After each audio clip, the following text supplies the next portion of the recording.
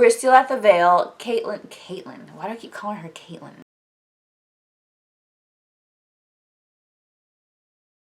Hey everybody, we're doing the next 3 chapters of A Game of Thrones. We have Catelyn's chapter again. We are still at the Vale. Catelyn is talking to Sir Roderick and he's giving her an update. There was a raven from Edmure, and forgive me for this, but honestly, for some reason this time when they got the letter, all I could think of was like, wow, this was their version of tweeting. I know, it's cheesy, just go with it. So there's a letter from Edmure. He tells them that Jaime is gathering a mass at Casterly Rock because Tyrion has been taken. Edmure sent a rider over to Casterly Rock to get word from Tywin to see what he was going to do, but they haven't gotten a response yet. Catelyn notes that if her father isn't taking control of the situation, then he must be really sick to have turned over command to Edmure. She's mad that she wasn't notified right away that they had gotten word from him. Sir Roderick says, Lady Lysa thought it was better if you had slept. Catelyn is perplexed and a little annoyed that Lysa still plans to go on with this whole battle by combat, and that she needs to remind Lysa that Tyrion is her hostage and she should be taking control of the situation. Catelyn leaves Sir Roderick and she runs to Uncle Brendan, who asks if she's going to this Fool's Festival thing, and she's like, yeah, I'm going. He, on the other hand, is pissed off at this whole situation. He wants to go back to Riverrun and grab some men so they can get ready to fight. And Catelyn's like, hold on, wait for me. If I go with you, I'll give you your men. Catelyn goes to find Lysa and finds her with all these lords and everything around. She's dressed to the T and she's flirting and having a good time. And she sees why Brendan called it a Fool's Festival. Catelyn says, you know, you can't seriously be going forward with this. And Lysa's all cocky. She's like, Sir Verdis, whatever his name is, he's a knight. He can handle the situation. And Catelyn asks her, what do you hope to gain by killing Tyrion? Because do you really think that Tywin and Jaime are going to care that you gave him some sort of trial before you threw him to the moon door? They're going to be pissed off about this. And Lysa says, are you forgetting that he killed my husband? Yeah, I'm going forward with this. But we all know that's a farce because he did not kill her husband and she damn well knows it. She's just... that woman's crazy. Catelyn's talking to the maester. No one's really happy about this except for all the lords who are there to be entertained and Lysa, who's just freaking nuts. Catelyn sees Sir Egdon and he's dressed from head to toe in like steel. He's all armored up. And Bronn is just there like he has like a chest plate on. So like he's just like, let's go.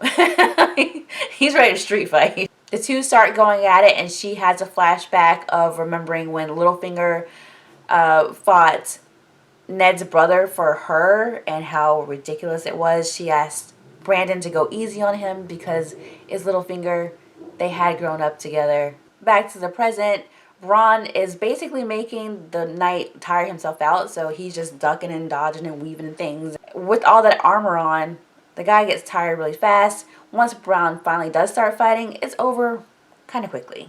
The guy's tired, he's older, Bronn's a badass, and he kills a guy. The little lord, Aaron, he asks if it's over.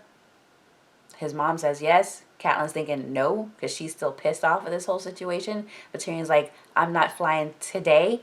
Lysa says, okay, well, they can go. Give them horses and food and send them on their way on the high road. And Catelyn realizes, like, they're not going to make it very far on the high road because that's the way they came in and they were attacked. And these two are going to go off by themselves. So, she's kind of happy, but we know Tyrion. We have Jon's chapter. I love Book-Jon so much. I wish they'd had this scene in the show. I wonder if it was just because of like time constraints or budget constraints or something they didn't put it in there.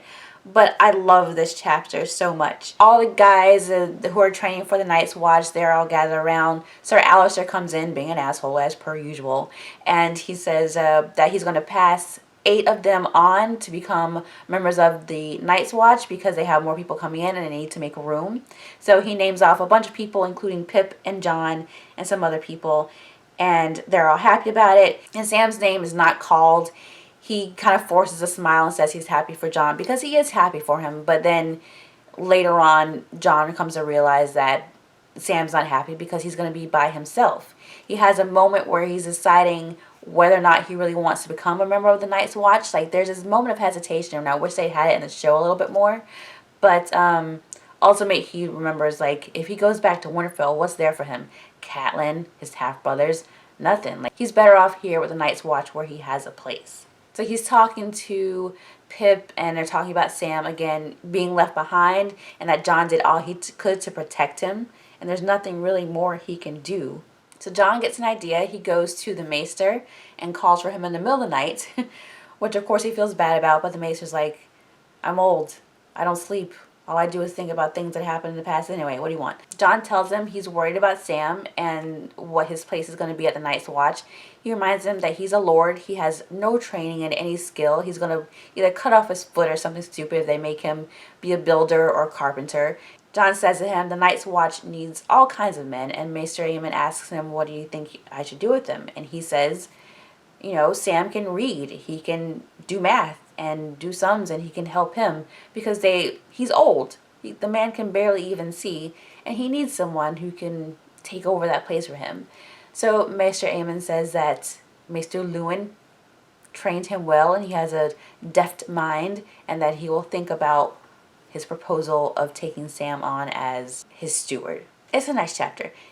I summarized it, I truncated it a lot, but I mean, that's just the gist of everything that happened. So pretty much, so John is responsible for getting Sam on as a steward for the Maester. That's awesome. We're on to Tyrion. We've had a lot of his story because we're getting it between him and Catelyn, so it's a lot of Tyrion. He and Bronn are now on the high road out of the Vale. Tyrion asks Bronn to make a fire because he doesn't know how, and Bronn saying, are you crazy to start a fire? Are you asking for people to come and kill us?